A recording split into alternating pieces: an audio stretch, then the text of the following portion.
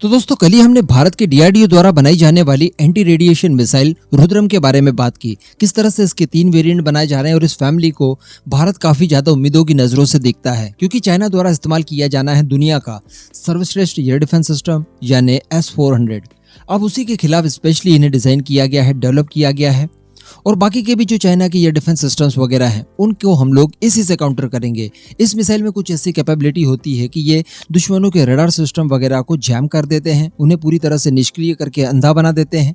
वो किसी भी तरह का डिडक्शन वगैरह नहीं कर पाते और फाइनली ये मिसाइल उन्हीं को जाकर हिट करके अपने साथ उन्हें भी तबाह कर देती है। कहने का मतलब इस मिसाइल से काफी कुछ उम्मीदें हैं भारत को। लेकिन दोस्तों बताया जा रहा है कि इस तरह का एक कारनामा हो चुका है। S-400 जो कि दुनिया में नंबर 1 की पोजीशन पर है इस समय, एयर डिफेंस सिस्टम के मामले में S-400 का फिलहाल कोई भी दूसरा ऑप्शन नहीं है।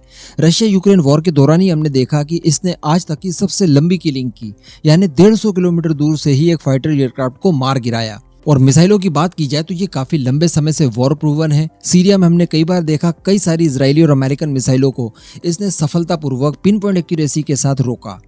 कहने का मतलब इस एयर डिफेंस सिस्टम के बारे में कोई भी आज तक फेलियर वाली खबरें निकल कर नहीं आई, लेकिन पहली बार ऐसी कोई खबर निकल कर आई है और उसको लेकर कई सारे फोटोज और वीडियोस भी वायरल हुए हैं। आगे मैं आपको सब कुछ डिटेल में बताने वाला हूं। वीडियो को एकदम एंड तक देखते हुए चैनल को सब्सक्राइब जरूर कर दीजिएगा। तो दोस्तों ये सारी चीजें हम लोग जानते हैं कि यूक्रेन द्वारा इस समय जो भी हथियार इस्तेमाल किए जा रहे हैं वो वेस्टर्न कंट्रीज द्वारा दिए गए हैं, अमेरिका द्वारा दिए गए हैं। उन्हीं का इस्तेमाल वो रशिया के खिलाफ बड़े पैमाने पर करता है। अभी दरअसल 17 अक्टूबर के दिन की बात है, बेलगोरोद नाम के हवाई अड्डे पर एक जोरदार अटैक होता है। यहाँ पर मैं आपको बता दूं कि इसी हवाई अड्डे पर रशिया द्वारा S-400 या फिर S-300 द्वारा एयर सुरक्षा दी जा रही थी, यानी इसे प्रोटेक्ट करना काफी ज्यादा जरूरी था और इसी वजह से एयर डिफेंस सिस्टम यहाँ पर डिप्लॉयड थे। लेकिन यहाँ पर एक भीषण अटैक होता है, यहाँ पर हवाई हमला होता है और बताया जा रहा है कि यहाँ पर यूक्रेनियन फोर्सेस द्वारा AGM-88 यानी हार्म मिसाइल, जो कि एक एंटी रेडिएशन मिसाइल है और अमेरिका द्वारा इसे बनाया गया है, उससे अटैक किया जाता है। इससे संबंधित कई सारे फोटोज और वीडियोस आपको ट्विटर पर मिल जाएंगे। मैंने उन सभी ट्विटर हैंडल की ये स्क्रीनशॉट लगाए हैं। मैं डायरेक्टली आपको फोटोज और वीडियोस नहीं दिखा सकता, कॉपीराइट का इश्यू हो जाएगा, लेकिन आप इनमें नाम पढ़ के ट्विटर पर जाकर बाकायदा सर्च करके इन वीडियोस को डिटेल में देख सकते हैं। काफी खतरनाक अटैक था और सबसे बड़ी बात, जो बेलगोरोद सिटी के गवर्नर है उनकी तरफ से भी इस अटैक की पुष्टि की गई है। उन्होंने कहा है कि हाँ, इस तरह का अटैक यूक्रेनियन फोर्सेस के द्वारा किया गया है। लेकिन बड़ी बात यहाँ पर निकल कर ये आई है कि इस एंटी रेडिएशन मिसाइल यानी AGM-88 से S-400 को मार गिराया है। जी हाँ, बताया जा रहा है रिपोर्ट के अनुसार कि इस एयरपोर्ट पर S-400 या फिर S-300 डिप्लॉयड था, तो उसे पूरी कामयाबी के साथ इस मिसाइल ने मार गिराया है, यानी S-400 ने इसके खिलाफ कोई काम नहीं किया। अगेन मैं आपको बता दूं कि यहाँ पर क्लियर नहीं है कि S-400 था या S-300 था, लेकिन दोनों लगभग इक्वल हैं। रेंज में थोड़ा बहुत फर्क है, बाकी कैपेबिलिटीज और जो डिडक्शन कैपेबिलिटी है, ट्रैकिंग कैपेबिलिटी है, ये लगभग बराबर की है, तो उसे मार गिराया है। वैसे इसे हम लोग यहाँ पर वेस्टर्न मीडिया का प्रोपोगेंडा जरूर कह सकते हैं, लेकिन इसके संबंध में कई सारे वीडियोज आए हैं। इस समय आप लगातार जो कटआउट देख पा रहे हैं ये उसी संबंध में वहां पर रहने वाले आम लोगों ने जारी किए हैं, जिसमें आप AGM-88 मिसाइल के कुछ टुकड़े देख पा रहे हैं। ये चीज इस बात की पुष्टि करती है कि AGM-88 से यहाँ पर अटैक किया गया है और इसका मतलब अगर AGM-88 से अटैक किया गया है मतलब 100% यहाँ पर एयर डिफेंस सिस्टम था जिसे कि निशाना बनाया गया है।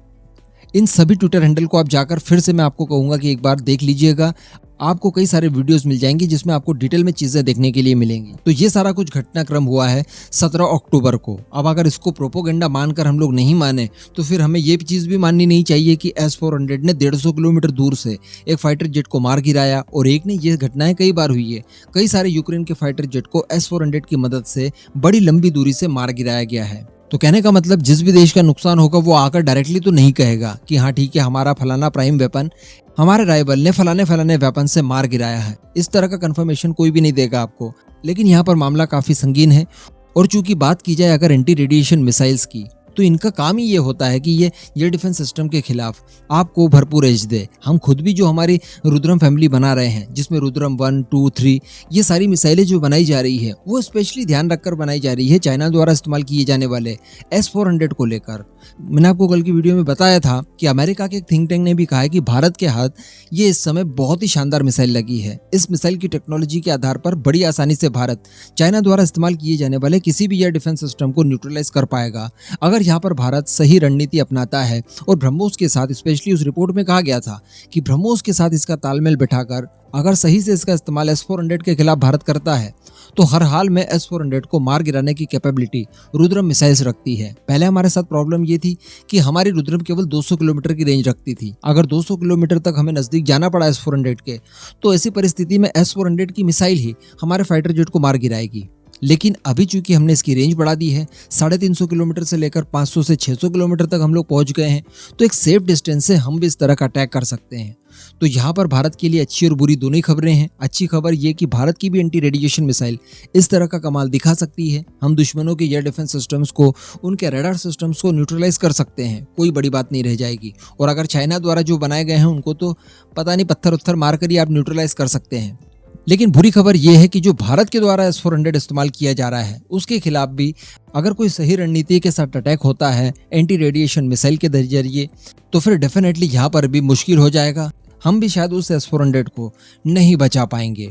तो यही थी कुछ खबरें। इस पूरे मुद्दे पर आपका क्या मानना है? क्या आपके हिसाब से S-400 या फिर S-300 का शिकार AGM-88 द्वारा किया गया है या फिर ये कोरा कट प्रोपोगेंडा है? नीचे कमेंट करके जरूर बताइएगा।